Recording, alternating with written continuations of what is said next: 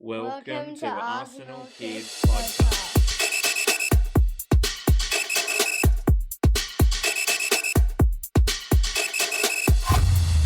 Hello and welcome to Arsenal Kids Podcast. My name is Ben. I don't have my usual co-host Madi with me this time around, but I do have you with me, and it is great to have you join us for this episode, which is number 135. And this time on Arsenal Kids Podcast, we're going to look at how the men's team continued their perfect start to the Premier League season by overcoming their bogey team from last season and defeating previous Arsenal head coach Unai Emery's Aston Villa by 2-0. Then in part 2, we're going to jump over the pond to the United States of America, where our women's team continue their pre-season tour, their second game of that tour, however, ending in a loss to rivals Chelsea by 1-0. So that's all to come, but a quick reminder though that we would love for you to help us to grow our Arsenal Kids community. You know, you can do that through liking, reviewing, or most easily sharing our content to your family and friends. Just tell them in person that they need to listen, or if you're old enough, share about us on social media, because we would love for more people to join us on this adventure together. But let's go straight to Villa Park, where there was one change made from our last game by manager Mikel Arteta, with Jurrien Timber coming into the starting lineup to replace Zinchenko at left back. It was Jurrien Timber's first start for the Gunners since the opening day of last season, and he was the one that played himself out of trouble at the back before launching an early counter-attack. Gabriel Martinelli, as he normally does, he haired his way down the left flank with Martin Odegaard and Saka in support. His pass was a little bit behind Saka, but he still managed, Saka that is, to send in a cross that was half cleared to Declan Rice, but his speculative effort was saved by former gunny Emi Martinez in the Villa goal. It was Saka, though, who then brought about a much sharper save from the Villa keeper after cutting inside on his left foot in what is now Saka trademark fashion.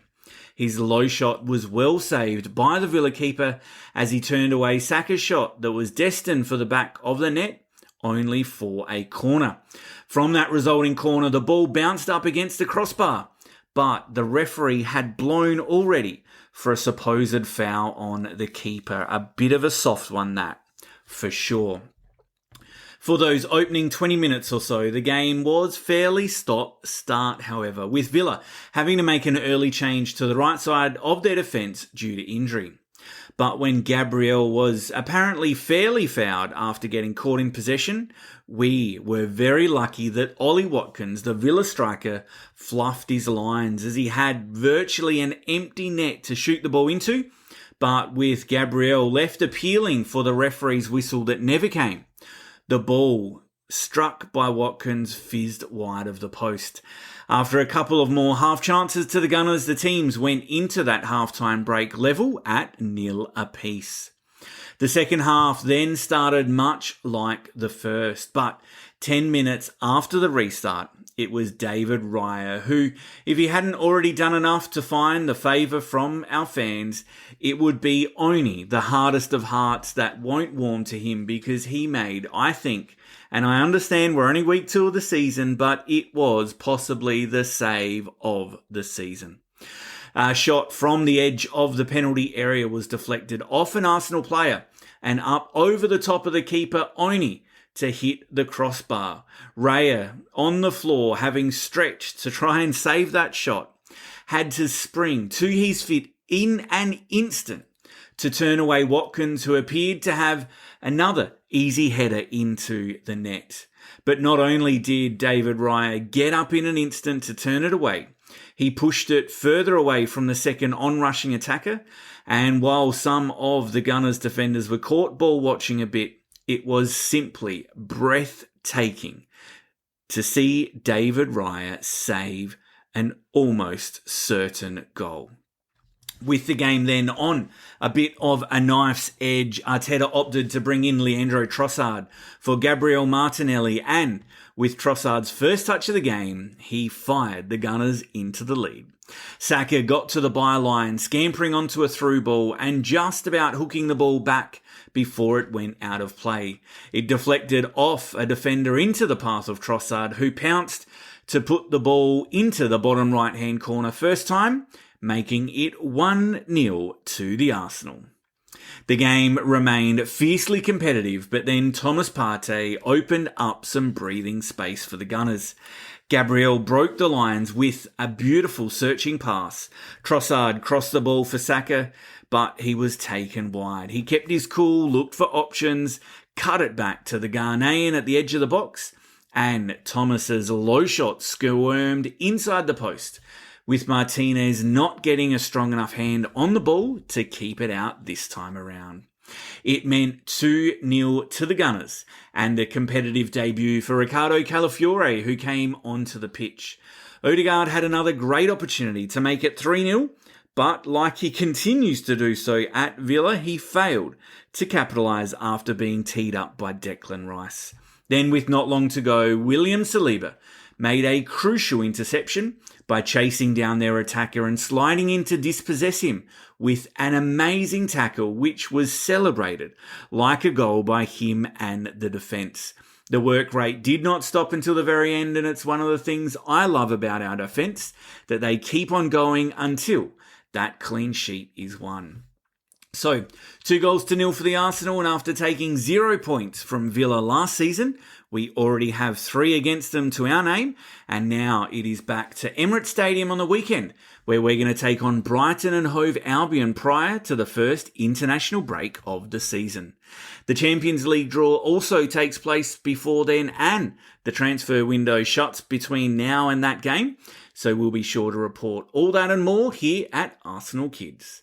But let's leave the men's team highlights here in part 1, and we'll be right back with part 2 after this.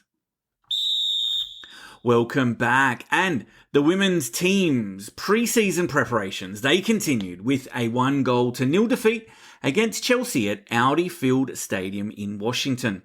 It was great to see Rosa Kafaji making her first start for the Gunners, and throughout the first half she showed some excellent footwork, including putting Caitlin Ford through on goal with a perfectly timed pass that Ford shot just wide of the netting.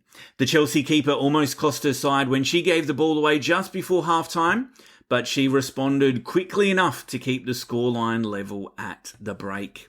In the second half, Chelsea took the early lead when the ball then fell kindly to Sandy Baltimore, who volleyed it into the back of the net from inside the penalty area. A couple of chances to clear the ball that were missed by the Gunners. With then about an hour played, head coach Jonas Eidevall brought on Mariona Caudante for her Gunners debut alongside Leia Codina, Katie Reid, who has been playing well in both post and pre-season, if you ask me, and also Frida Mornham. It led to a great chance falling to Lara Weinreuter, but she failed to get her shot off quick enough, taking one touch too many, and the ball was tidied up. In the closing stages of the game, Alessia Russo struck straight at the Chelsea keeper when she probably could have cut it back to the top of the area where an Arsenal player was waiting, but it meant that we were unable to find a goal on this outing. But it does mean that many of the ladies have some more pre-season minutes in their legs, and with one more friendly, this one against Southampton at St Mary's Stadium to go, it means the team say goodbye to the US. They head back to England and they've got another opportunity to refine and prepare prior to our Champions League qualifying game, which is coming up in early September against Rangers. But look, that's about all, so let's wrap it up for this episode. Like I said, there'll be more transfer news, no doubt, coming up soon, and I'll be joined by Madi again and in our next episode. But thanks again for joining us at Arsenal Kids Podcast. I want to express our gratitude to you for your continued support. And if you haven't already, follow, like, and subscribe to stay up to date so you don't miss episodes in the future. Remember, it's your love for the beautiful game that fuels our passion. So please spread that word about Arsenal Kids, and we hope to join you back on the pitch again soon. So keep the spirit of the game alive, and until next time, goodbye.